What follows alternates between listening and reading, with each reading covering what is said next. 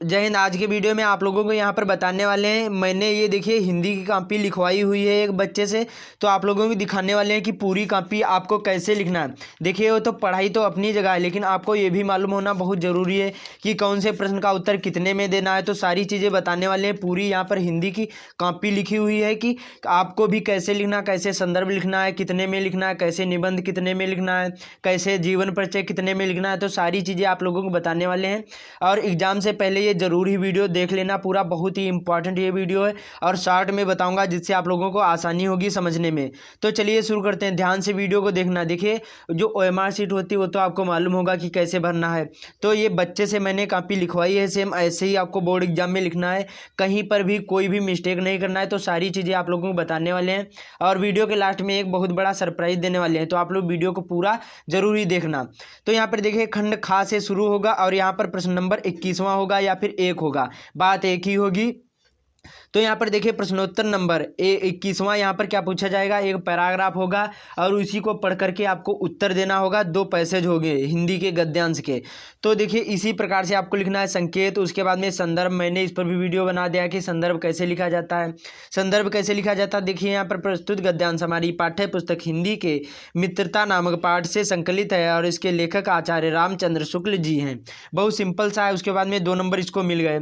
उसके बाद में रेखांकित अंश की व्याख्या, ऐसे हेडिंग डालना है, कोई भी प्रश्न नहीं उतारना है, केवल ऐसे सिंपल से ही लिख देना है, कोई भी कहीं पर भी कोई भी प्रश्न नहीं उतारना, ये आपको ध्यान रखना है। प्रश्न उतारोगे तो केवल आपका ही टाइम बर्बाद होगा।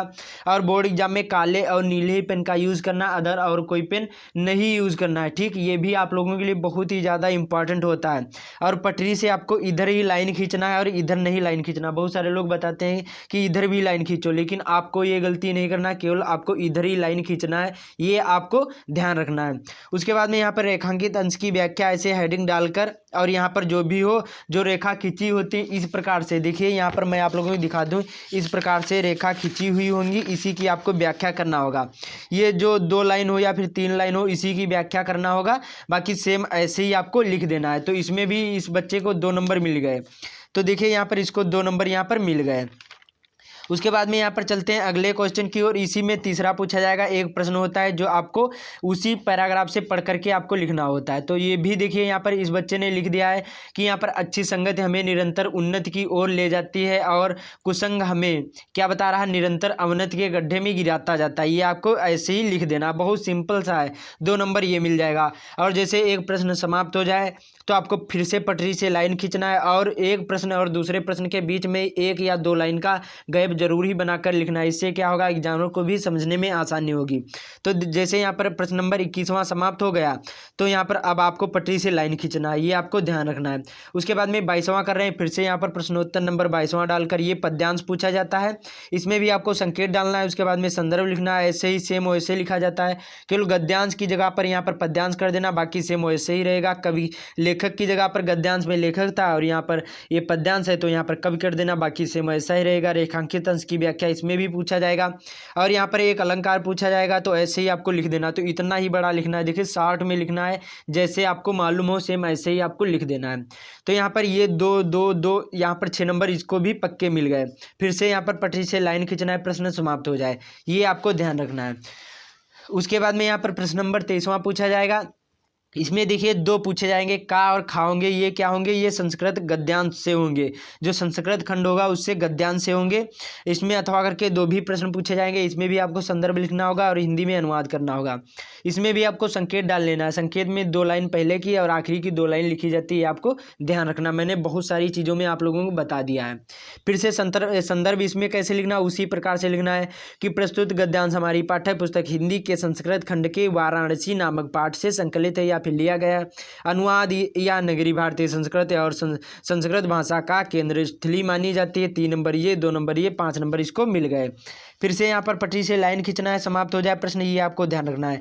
फिर यहाँ पर श्लोक पूछा जाता है और ये भी अब आपको 5 नंबर का मिलेगा। इसमें भी आपको संदर्भ लिखना होगा, हिंदी में अनुवाद करना होगा और ये भी 5 नंबर का अलग से आएगा। श्लोक अलग लिखने को आएगा, ये अलग से लिखने को आएगा, ये आपको ध्यान रखना है। तो इसी प्रकार से लिख देना। संस्कृत में संदर्भ उसी प्रकार से लिखना, केवल यहाँ पर गद्यांश की जगह पर श्लोक कर देना, बाकी सेम ऐसे ही लिखना है जैसे लिखा है। यहाँ पर भी इसको 5 नंबर मिल गए। उसके बाद में यहाँ पर अब आता है जीवन परिचय, और ये जीवन परिचय 24वां होगा। यहाँ पर प्रश्न नंबर तो प्रश्नोत्तर नंबर 24। इसमें देखिए यहाँ पर 3 पूछे जाएंगे, मैं आप लोगों को यहाँ पर दिखा दूँ। इसी प्रकार से आपको लिखना है जैसे जैसे मैं आप लोगों को बताऊँगा। तो आप लोग वीडियो को पूरा देखना, शॉर्ट वीडियो होगा, ज़्यादा बड़ा नहीं होगा। मैं आप लोगों को ज़्यादा टाइम नहीं बर्बाद करूँगा, तो एकदम शॉर्ट में बताऊँगा। तो आप लोग केवल वीडियो को पूरा देखना अच्छे से। देखिए इस प्रकार से क्वेश्चन पूछे जाएंगे। यहाँ पर 3 क्वेश्चन होंगे, इनमें से आपको जो मालूम हो वही करना है, लेखक का भी कवि का भी। तो मैंने इस पर वीडियो 6 पर अच्छी तरीके से मैंने वीडियो बना दिया है, तो आप लोग विजिट करके चैनल पर देख सकते हैं। वो वीडियो आप लोगों के लिए बहुत ही ज़्यादा इंपॉर्टेंट है। और ये 5 नंबर का पूछा जाएगा, 3 नंबर की जीवन परिचय यहाँ पर, और 2 नंबर की रचनाएं तो पूछी जाएंगी। 2 आपको रचनाएं लिखना है, तो कैसे लिखना वो भी सारी चीज़ें बताने वाले। तो सपोज करिए यहाँ पर तीसरा जैसे आप कर रहे हैं डॉक्टर राजेंद्र प्रसाद का, तो तीसरा रोमन अंक को में ऐसे कर देना है, नाम डाल देना। उसके बाद में नीचे काले पेन से जीवन परिचय, और इसी प्रकार से आपको लिखना। इतनी ही अच्छी राइटिंग में लिखना, जितनी अच्छी राइटिंग होगी उतनी ही अच्छे आप लोगों के मार्क आएंगे।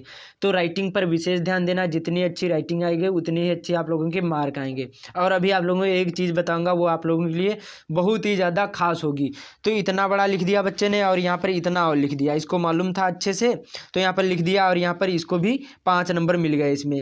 फिर से यहाँ पर लाइन खींचना है, और देखिए यहाँ पर रचनाएं, इनकी प्रमुख रचनाएं जैसे हेडिंग डाल देना है। और यहाँ पर देखिए चंपारण में महात्मा गांधी, बापू के कदमों में मेरी आत्मकथा, गांधी की देन। तो 3-4 लिख देना, 2 से ऊपर लिखना है रचना, ये आपको ध्यान रखना है। समझ में आया। उसके बाद में प्रश्न नंबर 24वां खा इसमें है, ये आपको ध्यान रखना, कोई भी प्रश्न नहीं उतारना है। का हो तो का डालना है, खा हो तो खा डालना है। मैंने इस पर भी वीडियो बना दिया कि बोर्ड एग्जाम में कॉपी कैसे लिखी जाती है। मैं आप लोगों को ऐसे ही समझा रहा हूँ कि टॉपर की कॉपी है कि कैसे आपको लिखना है। तो देखिए दूसरा इस बच्चे ने करा है, तो बिहारी लाल। उसके बाद में फिर से जीवन परिचय हेडिंग डाल दी है। फिर बिहारी लाल जी का जन्म स्थल यहाँ पर 1603 ईस्वी में लगभग ग्वालियर के निकट बसुआ गोविंदपुर गाँव में हुआ था। इनके पिता का नाम केशव राय था। ये आपको काले पेन से सारी चीज़ें कर देना है। तो ऐसे ही आपको लिखना है, तभी आप लोग अच्छे मार्क ला सकते हो। वीडियो की क्वालिटी अच्छी नहीं दिख रही हो तो 360 लगा लेना, आप लोग अच्छी तरीके से दिख जाएगी। तो इसी प्रकार से लिखना है। देखिए इतनी अच्छे से आपको लिख दोगे। और यहाँ पर फिर से रचना हेडिंग डाल देना है, बिहारी लाल की एकमात्र रचना है बिहारी सतसई जिसका नाम है, जिसमें 723 दोहे हैं। बस ऐसे ही आपको लिख देना। इतना बड़ा बहुत सिंपल सा है। जैसे आपको मालूम होगा, दूर दूर लिखने की कोशिश करें, मतलब एक पेन का एक और दूसरे वर्ड के बीच में एक पेन का गैप बनाकर लिखोगे, अच्छी राइटिंग लगेगी दिखने में। जैसे कुछ खराब भी होगी तो ये सारी चीज़ों का ध्यान रखना है। जैसे यहाँ पर जन्म सन, ये सारी चीज़ें टाइम बचा है तो अच्छी तरीके से तैयार कर लीजिए। जैसे आपका नहीं तैयार है, बाकी जैसे तैयार है तो बहुत ही अच्छी बात। कमेंट में बताना कि आपको कितने जीवन परिचय तैयार हैं, 3 तैयार हैं कि 4 की 5 की 6 की 2 की 1 की 1 भी नहीं। तो आप लोग कमेंट में बताना कि आपको कितने जीवन परिचय मालूम है। उसके बाद में यहाँ पर प्रश्न नंबर 25वां पूछा जाएगा। ये एक श्लोक पूछा जाएगा, मैंने आप लोगों को बताया और मैंने इस पर भी वीडियो बना दिया है। मैंने 4 बता दिए हैं श्लोक, वो आप लोग वीडियो जरूरी देख लेना। तो श्लोक हेडिंग डालकर और ऐसे लिख देना, 2 नंबर इसको मिल जाएंगे। सर्वे भवन्तु सुखिनः, सर्वे सन्तु निरामया, सर्वे भद्राणि पश्यन्तु मा कश्चित् दुर्भाग् भवेत्। बहुत ही ज़्यादा इंपॉर्टेंट है, तो ऐसे ही लिख देना है। फिर से यहाँ पर पटरी से लाइन खींचना है, ये आपको ध्यान रखना है। कोई भी प्रश्न नहीं उतारना है, प्रश्न उतारोगे तो पूरा पेपर आप लोग हल नहीं कर पाओगे, ये आपको ध्यान रखना है। तो कोई भी प्रश्न नहीं उतारना है, ये आपको बहुत ही अच्छी तरीके से मालूम होना बहुत ज़्यादा ज़रूरी है। प्रश्न जो उतारोगे तो आपका टाइम बर्बाद होगा, बाकी आप यहाँ पर हल नहीं कर पाओगे, ये आपको ध्यान रखना है।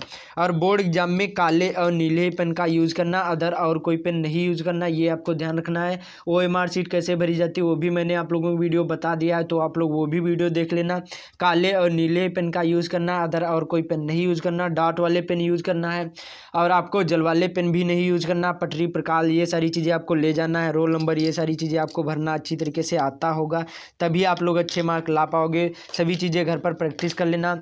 उसके बाद में यहाँ पर प्रश्न नंबर 26वां है। ये यहाँ पर 4 प्रश्न पूछे जाएंगे, जिनमें से आपको 2 करना होगा। जो भी कर रहे हो रोमन अंकों में ऐसे हेडिंग डालकर उत्तर ही उत्तर लिखना है, कोई भी प्रश्न नहीं उतारना है।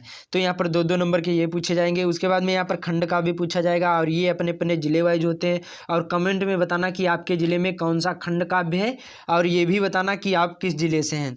तो यहाँ पर प्रश्न नंबर 27वां है, जयसुभाष खंड काव्य, ये हरदोई ज़िले से है, तो ऐसे ही आपको लिख देना है बड़ी अच्छी राइटिंग में। और ये आपके ज़िले वाइज होते हैं, जैसे किसी के ज़िले में मुक्त दूत, किसी के यहाँ पर ज्योति जवाहर, किसी के ज़िले में कर्णखंड काव्य, सो अलग अलग होते हैं, तो आप लोग देख लेना। तो इसी प्रकार से इतना बड़ा बच्चे ने लिखा, यहाँ पर 3 नंबर इसको मिल गए। तो मतलब 4-5 हेडिंग यहाँ पर डाल देना है, बाकी ऐसे ही आपको लिख देना है। उसके बाद में 28वां प्रश्न होगा और ये आखिरी होगा। ये यहाँ पर निबंध पूछा जाएगा। इसने जनसंख्या वृद्धि पर लिखा है, तो आपको ऐसे ही लिखना है, यहाँ पर जनसंख्या वृद्धि हेडिंग डाल देना है। उसके बाद में रूपरेखा, ये सारी चीज़ें रूपरेखा में क्या लिखी जाती है, जिन हेडिंग के बारे में आप लोग लिख रहे हैं तो वो सारी चीज़ें रूपरेखा में ही लिखा जाता है, तो ऐसे ही लिख देना है।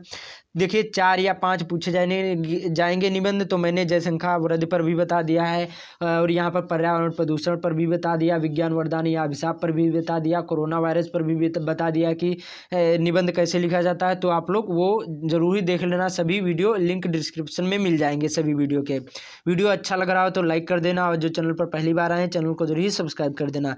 तो ऐसे ही लिखना है। उसके बाद में कितना बड़ा लिखना है, देखिए यहाँ पर इतना बड़ा आपको लिखना है उपसंहार। उसके बाद में प्रस्तावना हेडिंग डालना है, ज़्यादा बड़ा नहीं लिखना है। उसमें पूछा जाता है 80 से 120 ही वर्ड में आपको लिखना है, 100 से 120 वर्ड में ही लिखना है, ज़्यादा बड़ा नहीं लिखना है। तो इसी प्रकार से लिखना है। उसके बाद में जनसंख्या वृद्धि के कारण, उसके बाद में जनसंख्या वृद्धि के प्रभाव, उसके बाद में बचाव, बस इतना ही लिख दोगे। और आखिरी में यहाँ पर उपसंहार, और आपको 9 नंबर मिल जाएंगे। तो इसी प्रकार से लिखना, अच्छी राइटिंग में लिखना, जितनी अच्छी राइटिंग होगी उतने अच्छे मार्क आएंगे। तो इसी प्रकार से आपको लिखना है। बोर्ड एग्जाम में मैंने सारी चीज़ें बता दिया A to Z। बाकी OMR शीट पर मैंने भी वीडियो बना दिया, तो वो वीडियो जरूर ही देख लेना। और बोर्ड एग्जाम में काले और नीले पेन का यूज़ करना, और फर्स्ट पेज के कहीं पर भी आपको काटा पीटी ना ही आपको गलत उत्तर लिखना, ये आपको ध्यान रखना। वो कहते हैं कि first impression is the last impression, तो आपको ये ध्यान रखना है। फर्स्ट पेज के मतलब 4-5 पेज में कहीं पर भी काटा पीटी नहीं करना, हो सके तो कहीं पर भी पूरी कॉपी में नहीं काटा पीटी करना, ये आपको ध्यान रखना है। बस ऐसे ही आपको कॉपी लिखना है, जैसे डबल हो तो A+B ऊपर कर देना है। बाकी सभी में अच्छी तरीके से चेक करवा लेना है, तो ऐसे ही करना है। उम्मीद करता हूँ आप लोगों को सारी चीज़ें समझ में आ गई होंगी। तो इस वीडियो को ज़्यादा से ज़्यादा शेयर कर देना, और जो चैनल पर नया है चैनल को जरूर ही सब्सक्राइब कर लेना। तो मिलते हैं अगले वीडियो में। तो ऐसे ही लिखना, ये टॉपर की कॉपी थी, मैंने लिखवाई थी, ये डेमो कॉपी है, सेम ऐसे ही आपके बोर्ड एग्जाम में लिखना है, तभी आप लोग अच्छे मार्क ला सकते हैं। तब तक के लिए ये वीडियो देखिए।